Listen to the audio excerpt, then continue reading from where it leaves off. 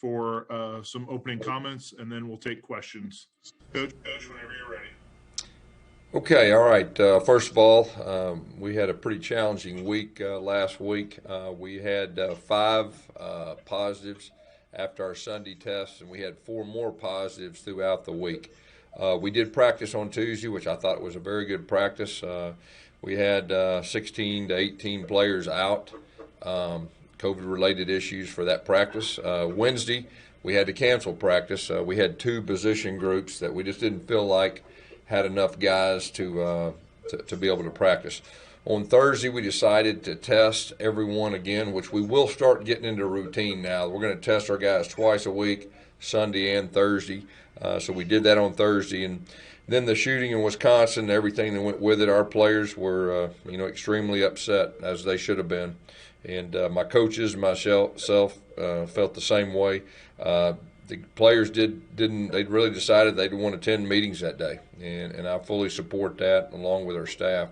Friday, we decided that just to meet with our players, and then I made the decision that we weren't going to practice on Saturday and just get ready for the next week.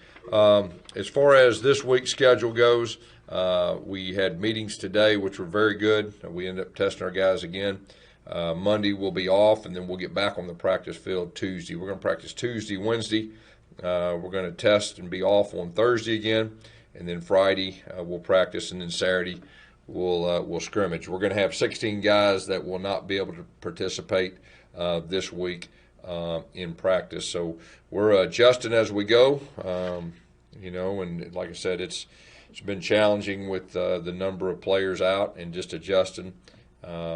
As we go. Questions? Our first question is from David Pascal. Hey, Coach, I've got a COVID question in just a sec, but I did want to ask you about Jay Hardy, the freshman from Chattanooga, how he's doing so far, and is there kind of a premium on him needing to play sooner than later, given what you lost there a year ago? Well, I think Jay's off to a good start. Not just him, but, a lot of our freshmen, most of our freshmen, we're going to need to rely on them this year, and we've made that clear. And I think as a group, the whole group has really done a solid job. But I'm really excited about Jay and, what he brings for the future.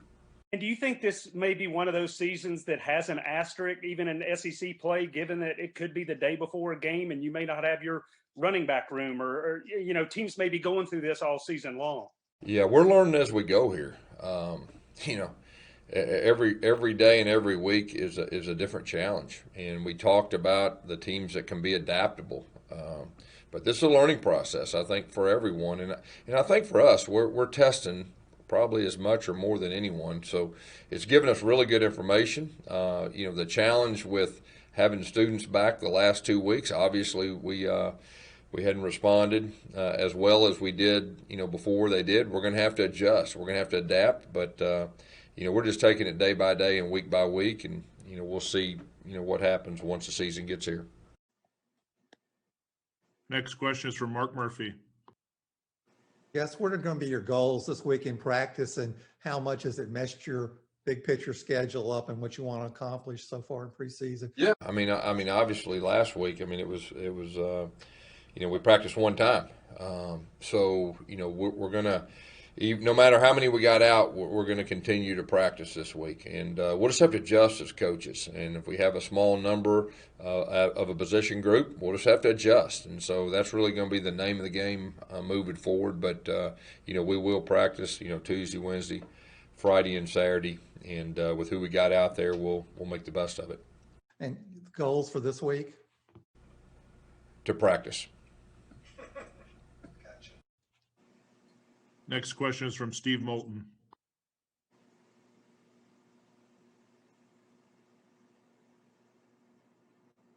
Sorry about that, Coach. To that end, I know your goal is to practice, but what kinds of practices are you forming with this lighter roster this week? Well, like I said, it's just about adjustments. We still got a good number on our roster, and we'll just take it day by day and get the most out of it. So that's really as simple as that. Next question is from Ryan Hennessy. Coach, with this happening, obviously, really the whole world right now, it's unknown of what's going to happen in the future. But did you kind of prepare for this type of outbreak, or was this a surprise to you? And how is this going to help you guys moving forward into the season on the 26th? I think it's fair to say I don't think anybody knew what to really expect. I mean, like I said, you just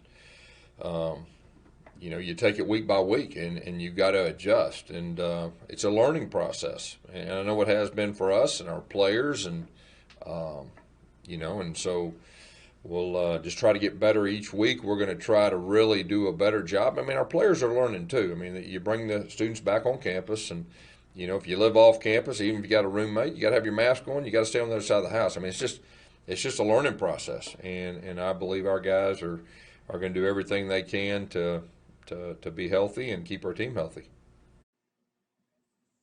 Next question is from Jason Caldwell.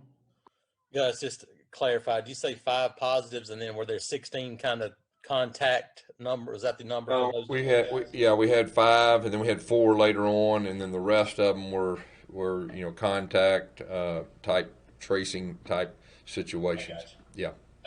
Any position that's been hit, or is it kind of spread out among the team? Yeah, I'd rather not get into specific groups, but we did have two position groups last week that at least on Wednesday we didn't feel comfortable practicing with that many guys out. Thank you. Next question is from Philip Marshall. Gus, did you can you make up for the time you missed, the practices you missed, or you just have to go on? I mean, it's getting fairly close now, I guess, really to game week. Yeah. What are we, 4 weeks from yesterday? I mean, it's there's definitely the urgency, but the bottom line is the health and safety of our players. That's always going to be first. And and when you're going through this, I mean, there's a competitive side, but we're always going to put our team first, and the health and mental and physical health of our players. And but yeah, we understand we're 4 weeks out. We feel like we got time to prepare. But like I said, we'll take it day by day and do the best we can. Thanks. Next question is from Bill Cameron. Bill. Coach, what's the protocol for the 16? How long are they going to be on? How long do they have to be out? Well, it depends on the situation as far as a close contact or just a regular tracing. So it's all different.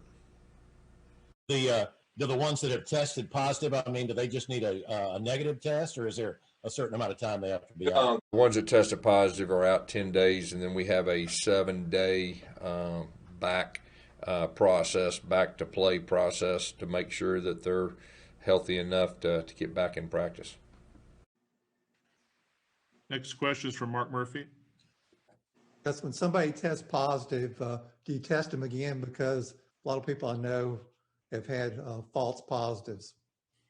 Yeah, so we've been fortunate enough, like I've said a couple weeks ago, we have the gold standard test, that is the best test out there, where they goes up your nose pretty far, and then they do the swab on your mouth, and so ours have been very accurate. I know there's some that have quick turnaround that you can do on campus that obviously you can get false negatives or positives with that, but we feel pretty certain ours have been correct.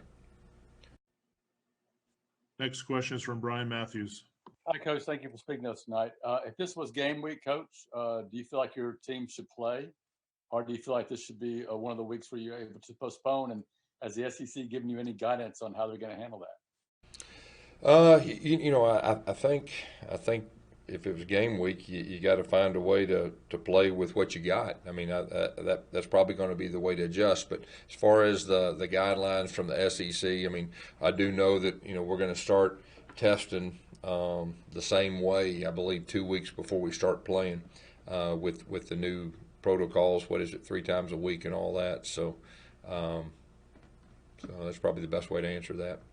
Well, I guess as a follow-up, I mean, the SEC did put in a weekend in the middle of the season and then another at the end to have these makeup games. Do you feel like there is some number of positives or some number of players out that teams should be able to qualify to have a postponement? Yeah, I'm sure that as it gets closer, we'll have some more guidelines with that. But I just think we're just gonna have to see as we get closer. Thank you, Got a Coach. follow-up from Philip Marshall.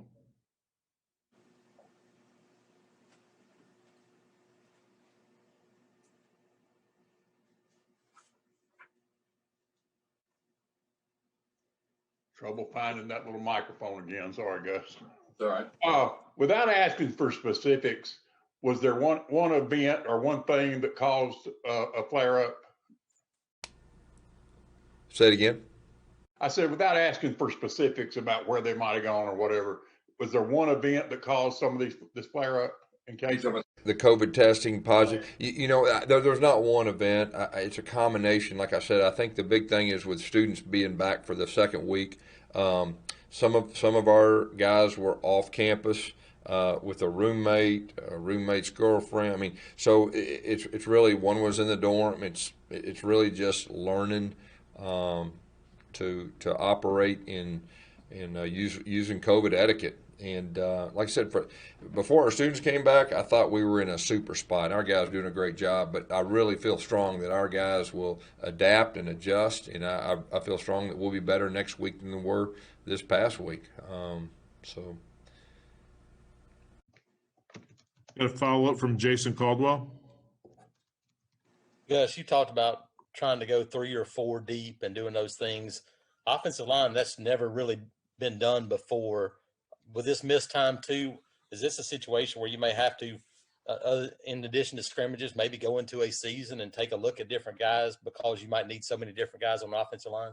Yeah, I would hope that we would have a good idea by the time we played our first game about our top 10 guys, and offensive line is very unique that you can actually move guys around. So if we could get it our top 10 guys, I think that would be a really good deal. But we've also made it clear with all of our guys that it doesn't matter if it's offensive line. You got to be coming to practice every day thinking that you're going to play. And just that responsibility that goes with that every time you go to practice. And really, it's been a good thing, just with, everyone on the team understanding that this is a different year. It's a different day. And you have a real chance of playing. So what we've seen is the guys have been locked in, been more urgent, which I think is a good thing. Next question is from Gianna Hahn. Hi, Coach. So when we talked to Owen the other day, he said that the guys on the team are really passionate about making a difference. In your conversations with them, what sorts of ways were they talking about making a difference? Yeah, using our influence in a positive way to make a difference in long term. And our players and our coaches are we're in this thing together, and we're united. With our plans moving forward, and more of an action plan. This whole summer we started out with the education piece, and we brought in speakers, and it was really informative, really for all of our players, our coaches. I know myself, and we did some communication, team building things, and so now it's time for the action plan, and our coaches and our players are working together. Next question is from AP Stidham.